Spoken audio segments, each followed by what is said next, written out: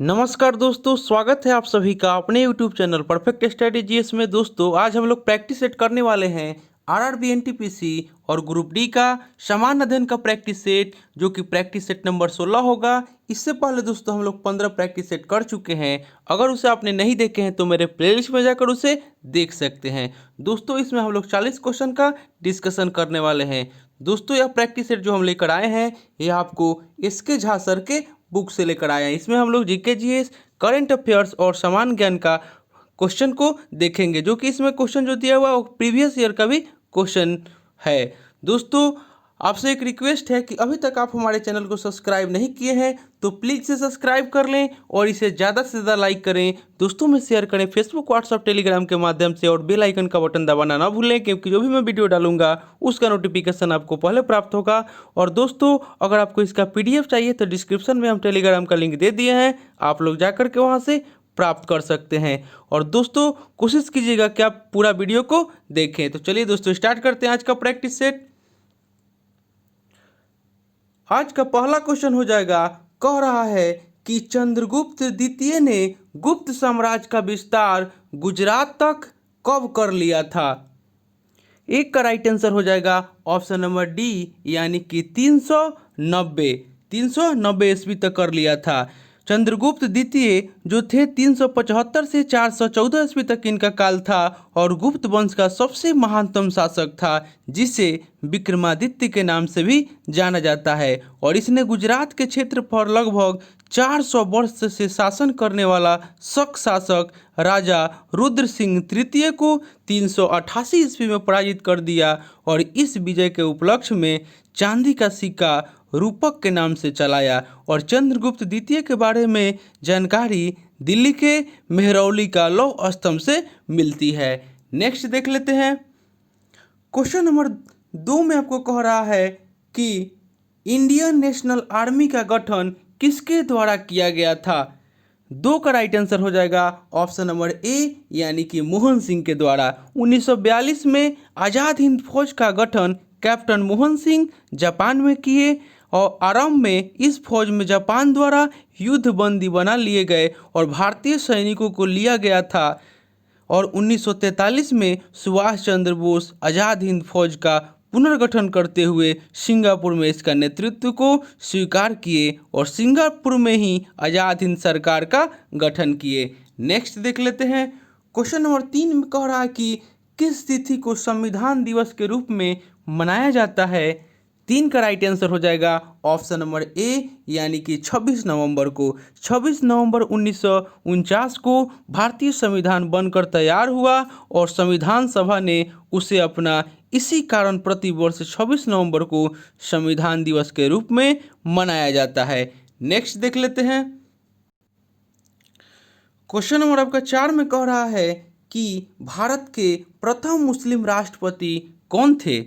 4 का right answer हो जाएगा ऑप्शन नंबर बी, यानी कि डॉक्टर जाकिर हुसैन। भारत का प्रथम मुस्लिम राष्ट्रपति एवं प्रथम मुस्लिम उपराष्ट्रपति डॉक्टर जाकिर हुसैन थे। और डॉक्टर जाकिर हुसैन 1962 से 1967 तक भारत का उपराष्ट्रपति एवं 1967 से 1969 तक राष्ट्रपति रहे। और 1969 में आकस्मिक रूप से इनका निधन हो गया। अब तक 3 राष्ट्रपति मुस्लिम समुदाय से हुए हैं। फखरुद्दीन अली अहमद का कार्यकाल 1974 से 77 रहा और डॉक्टर एपीजे अब्दुल कलाम का कार्यकाल 2002 से 2007 तक बना रहा। नेक्स्ट देख लेते हैं। क्वेश्चन नंबर 5 में आपको कह रहा है कि भारतीय संविधान की प्रस्तावना में किस संशोधन के अनुसार संशोधन किया गया था। 5 का राइट आंसर हो जाएगा ऑप्शन नंबर बी, यानी कि 42वें संविधान संशोधन के द्वारा। प्रस्तावना में अब तक केवल एक बार 1976 में संशोधन हुआ और 42वां संविधान संशोधन के द्वारा प्रस्तावना में समाजवाद, पंथ निरपेक्ष एवं अखंडता को जोड़ा गया। नेक्स्ट क्वेश्चन देख लेते हैं। क्वेश्चन नंबर 6 में आपको कह रहा है कि निम्न में से कौन सा संयुक्त राज्य अमेरिका का एक द्वितीय राज्य है।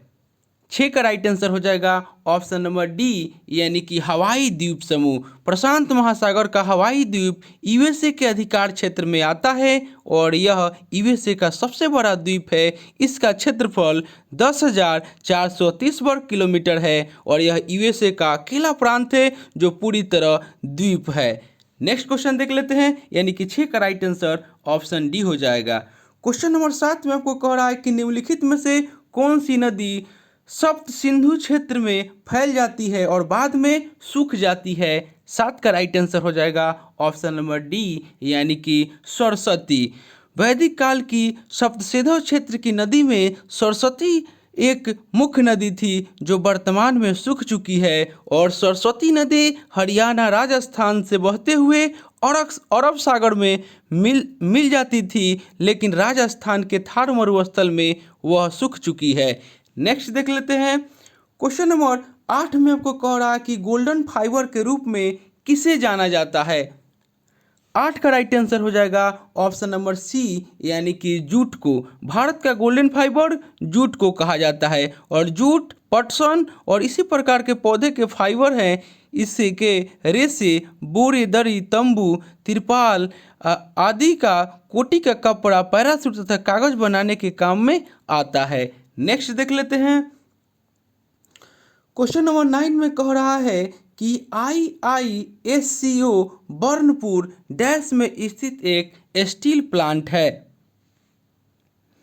9 का राइट आंसर हो जाएगा ऑप्शन नंबर बी, यानी कि पश्चिम बंगाल। IISCO बर्नपुर पश्चिम बंगाल में अवस्थित लो इस्पात कारखाना है जो भारतीय इस्पात प्राधिकरण लिमिटेड का पूर्ण स्वामित्वाधीन वाला कंपनी है और इस कंपनी की स्थापना 1919 में हुआ और उड़ीसा में राउरकेला में लौह इस्पात कारखाना द्वितीय पंचवर्षीय योजना में जर्मनी की सहायता से स्थापित किया गया।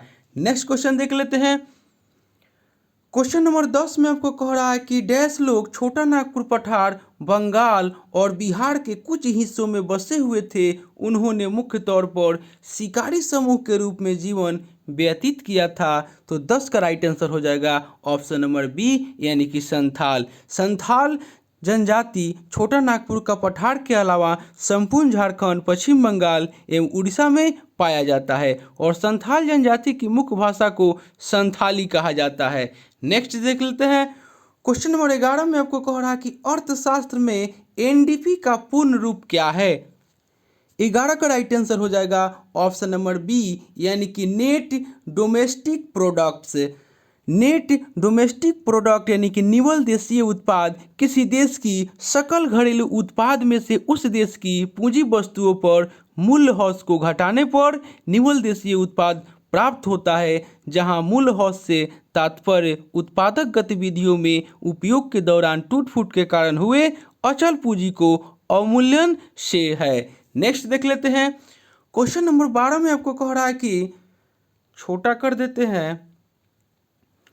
क्वेश्चन नंबर 12 में कह रहा है कि केंद्र सरकार ने रोजगार नीतियों के लिए विश्वसनीय डाटा प्रदान करने के लिए किसकी स्थापना की है।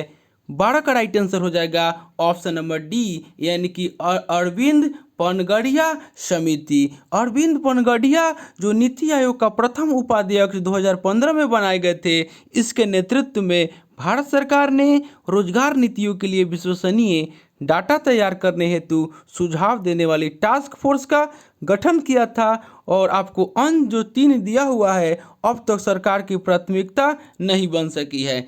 नेक्स्ट क्वेश्चन देख लेते हैं, क्वेश्चन नंबर 13 में आपको कह रहा है कि एक ऐसी स्टेट जहां बिक्री के लिए एक नकदी फसल उगाई जाती है उसे डैश के रूप में जाना जाता है। 13 का राइट आंसर हो जाएगा ऑप्शन नंबर बी, यानी कि बागवानी खेती। ऐसे क्षेत्र जहां पर बिक्री के लिए एक नकदी फसल उगाई जाती है उसे बागवानी खेती के रूप में जाना जाता है। चाय, कहवा, नारियल, रबर, केला इत्यादि बागवानी फसल के उदाहरण है। दोस्तों अभी वर्तमान में जो NTPC के एग्जाम हो रहा है उसमें 5 से 6 क्वेश्चन जो है इकोनॉमिक्स से पूछ रहा है। नेक्स्ट यानी कि 13 का राइट आंसर ऑप्शन बी हो जाएगा। तो आप लोग इकोनॉमिक्स चैप्टर को भी ध्यान में रखिएगा। नेक्स्ट देख लेते हैं, क्वेश्चन नंबर 14 में आपको कह रहा है कि अभिराज भाल कौन है? 14 का राइट आंसर हो जाएगा ऑप्शन नंबर सी, यह अर्बन क्लैब के संस्थापक है। अभिराज सिंह भार, वरुण खेतान और राघव चंद्रा अर्बन क्लैब के संस्थापक है। अर्बन क्लैब सभी देश के 8 बड़े शहरों में काम कर रही है। इससे 5000 लोगों को रोजगार प्राप्त हो रहा है। नेक्स्ट क्वेश्चन देख लेते हैं। क्वेश्चन नंबर 15 में आपको कह रहा है कि राष्ट्रीय ऊर्जा संरक्षण दिवस कब मनाया जाता है? 15 का राइट आंसर हो जाएगा ऑप्शन नंबर ए, यानी कि 14 दिसंबर को। राष्ट्रीय ऊर्जा संरक्षण दिवस प्रति वर्ष 14 दिसंबर को मनाया जाता है और भारत में ऊर्जा संरक्षण अधिनियम 2001 में ऊर्जा दक्षता ब्यूरो द्वारा निष्पादित किया गया और ऊर्जा दक्षता ब्यूरो एक वैधानिक निकाय है। नेक्स्ट क्वेश्चन देख लेते हैं। क्वेश्चन नंबर 16 में आपको कह रहा है कि यदि कोई कार 500 न्यूटन की नियत बल के साथ अगर 15 किलोमीटर की दूरी की यात्रा करती है तो किए गए कार्य की गणना होगी। 16 का राइट आंसर हो जाएगा ऑप्शन नंबर सी, यानी कि आपका 75,000 जूल हो जाएगा। माफ कीजिएगा, 16 का राइट आंसर ऑप्शन सी, यानी कि 75 लाख जूल हो जाएगा, यानी कि ऑप्शन सी, यानी कि एफ यानी कि बल बराबर 500 न्यूटन और विस्थापन बराबर 15 किलोमीटर, यानी कि बराबर 15,000 मीटर और कार बराबर होता है बल गुने विस्थापन, यानी कि 500 गुने 15,000 बराबर 75 लाख जूल हो जाएगा, यानी कि 16 का राइट आंसर ऑप्शन सी हो जाएगा। नेक्स्ट क्वेश्चन देख लेते हैं। क्वेश्चन नंबर 17 में आपको कह रहा है कि गतिज ऊर्जा के बारे में कौन सा गलत है? 17 का राइट आंसर हो जाएगा ऑप्शन नंबर ए, यानी कि स्थिर अवस्था के दौरान वस्तु में निहित ऊर्जा को गतिज ऊर्जा कहा जाता है। यह आपका ऑप्शन ए में जो दिया हुआ है यह गलत है। नेक्स्ट क्वेश्चन देख लेते हैं। यानी कि ऑप्शन बी में दिया हुआ कि एक वस्तु गति के आधार पर इसके द्वारा प्राप्त ऊर्जा को गतिज ऊर्जा के रूप में जाना जाता है, सही है, और इसकी गणना के यानी कि काइनेटिक एनर्जी बराबर 1/2 mv² द्वारा की जाती है, ये भी सही है, और गतिमान वस्तुओं में गतिज ऊर्जा होती है, ये भी सही है। लेकिन ऑप्शन ए में जो दे रहा है कि स्थिर अवस्था के दौरान वस्तु में निहित ऊर्जा को गतिज ऊर्जा कहा जाता है, यह आपका कथन जो है गलत है, यानी कि 7 का राइट आंसर ऑप्शन ए हो जाएगा। नेक्स्ट देख लेते हैं। क्वेश्चन नंबर 18 में आपको कह रहा है कि सार्वत्रिक गुरुत्वाकर्षण नियतांक यानी जी का एसआई मात्रक क्या है? 18 का राइट आंसर हो जाएगा ऑप्शन नंबर बी, यानी कि न्यूटन मीटर स्क्वायर kg के पावर -2, यानी कि ऑप्शन बी राइट आंसर हो जाएगा। नेक्स्ट क्वेश्चन देख लेते हैं। क्वेश्चन नंबर 19 में कह रहा है कि यदि एक सर्किट का प्रतिरोध दोगुना किया जाता है तो वोल्टेज को समान रखने के लिए सर्किट में प्रवाहित विद्युत धारा डैश होगी। 19 का राइट आंसर हो जाएगा ऑप्शन नंबर बी, यानी कि आधी घट जाएगी। नेक्स्ट देख लेते हैं। क्वेश्चन नंबर 20 में कह रहा है कि निम्नलिखित में से कौन से पदार्थ में उच्चतम प्रतिरोधकता है? तो 20 का राइट आंसर हो जाएगा ऑप्शन नंबर ए, यानी कि एबोनाइट। एबोनाइट पदार्थ की उच्चतम प्रतिरोधकता होती है और प्रतिरोधकता का मात्रक ओम मीटर होता है। नेक्स्ट क्वेश्चन देख लेते हैं। क्वेश्चन नंबर 21 में आपको कह रहा है कि विलवनीकरण यानी कि डिसैलिनेशन क्या है? 21 का राइट आंसर हो जाएगा ऑप्शन नंबर बी। यह ऐसी प्रक्रिया है जिसमें नमकीन पानी से खनिज पदार्थ को अलग करती है।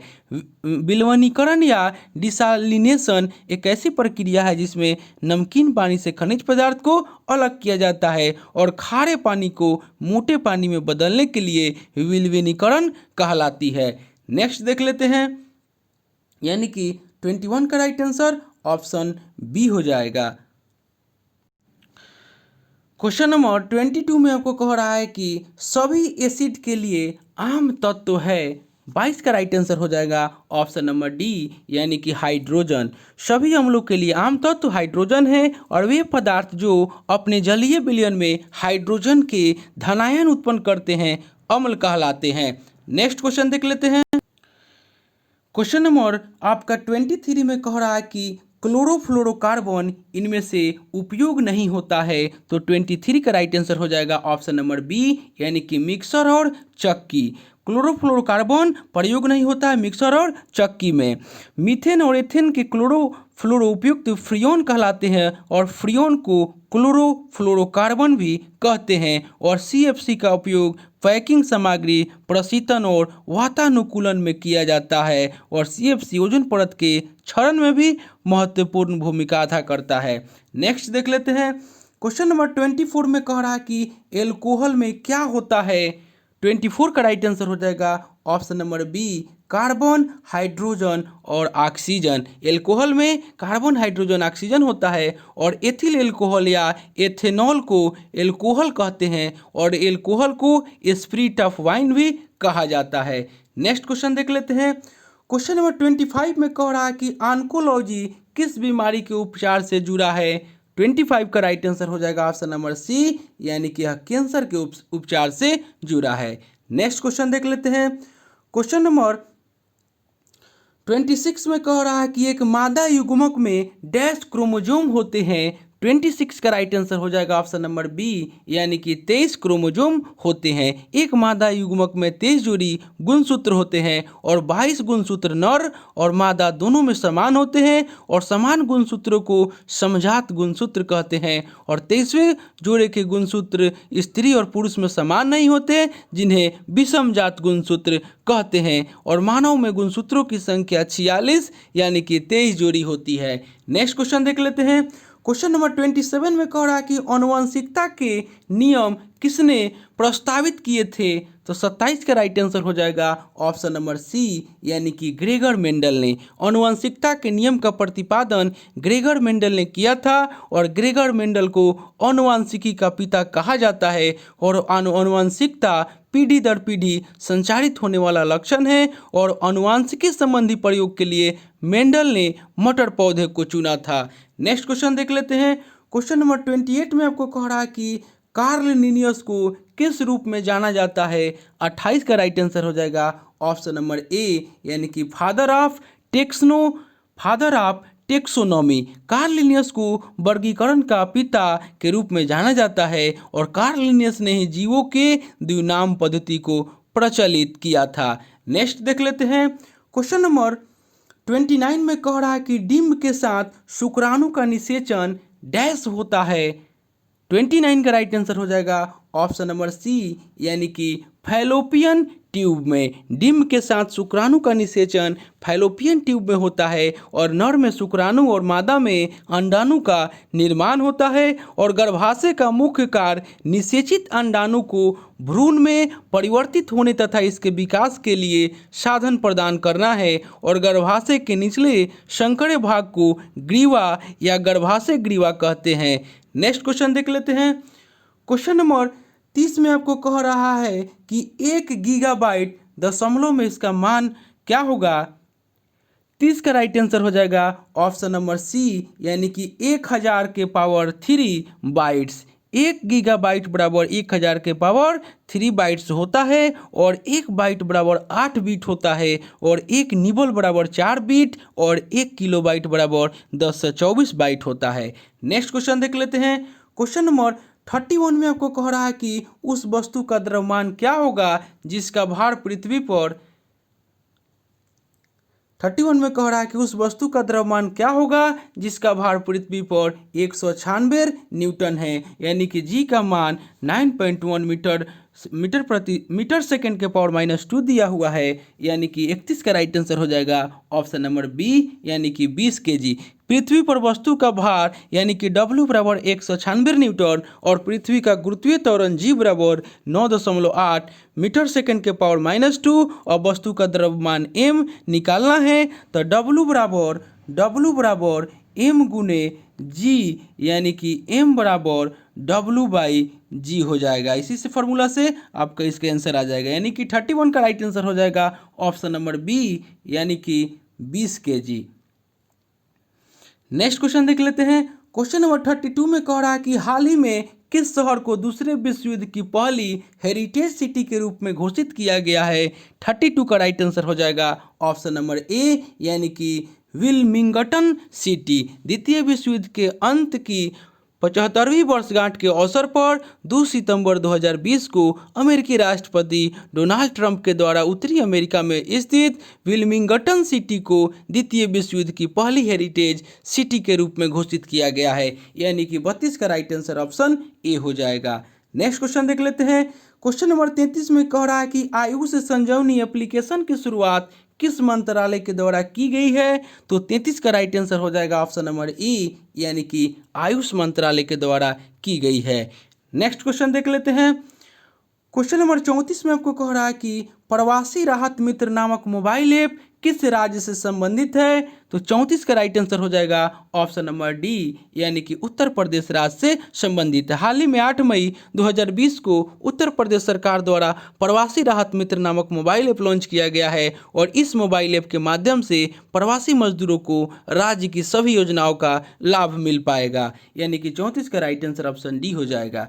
नेक्स्ट देख लेते हैं। क्वेश्चन नंबर 35 में कह रहा है कि हाल ही में किस देश के द्वारा अपने देश में गाय वध पर प्रतिबंध लगाने का निर्णय लिया है? 35 का राइट आंसर हो जाएगा ऑप्शन नंबर बी, यानी कि श्रीलंका। श्रीलंका के प्रधानमंत्री महिंद्रा राजपक्षे के नेतृत्व में संसदीय चुनाव में 2/3 बहुमत हासिल करने के बाद सत्तारूढ़ दल श्रीलंका पोडुजना परेमुना दल ने द्विपक्षीय राष्ट्र में गायों के वध पर प्रतिबंध लगाने का निर्णय लिया है, यानी कि 35 का राइट आंसर ऑप्शन बी हो जाएगा। नेक्स्ट देख लेते हैं।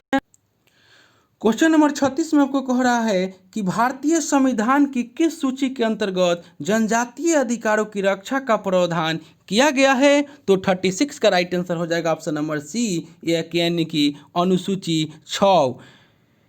हाल ही में पूर्वोत्तर के अरुणाचल प्रदेश की राज्य सरकार द्वारा भारतीय संविधान के अनुसूची 6 के तहत राज्य को शामिल करने का प्रस्ताव पारित किया गया। नेक्स्ट देख लेते हैं, यानी कि आपका 36 का राइट आंसर ऑप्शन सी हो जाएगा, यानी कि अनुसूची 6। नेक्स्ट देख लेते हैं। क्वेश्चन नंबर 37 में कह रहा है कि हाल ही में किस राज्य सरकार द्वारा संपत्ति क्षति दावा अधिकरण के गठन हेतु मंजूरी प्रदान की है? तो 37 का राइट आंसर हो जाएगा option number D, Uttar Pradesh सरकार के द्वारा। उत्तर प्रदेश के मुख्यमंत्री द्वारा राज्य के लखनऊ तथा मेरठ में संपत्ति क्षति दावा अधिकरण के गठन हेतु अगस्त 2020 में मंजूरी प्रदान की गई है। नेक्स्ट देख लेते हैं।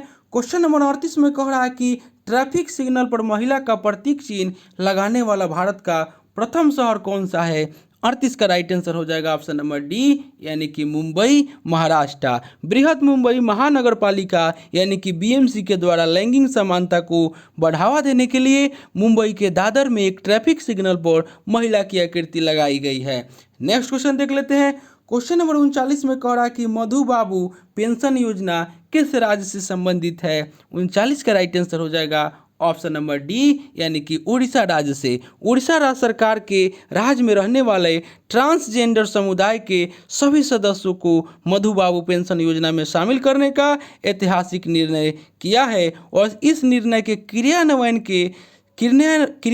से समाज में ट्रांसजेंडर समुदाय की आर्थिक और सामाजिक स्थिति सुदृढ़ होगी। नेक्स्ट क्वेश्चन और अंतिम क्वेश्चन आज का हो जाएगा।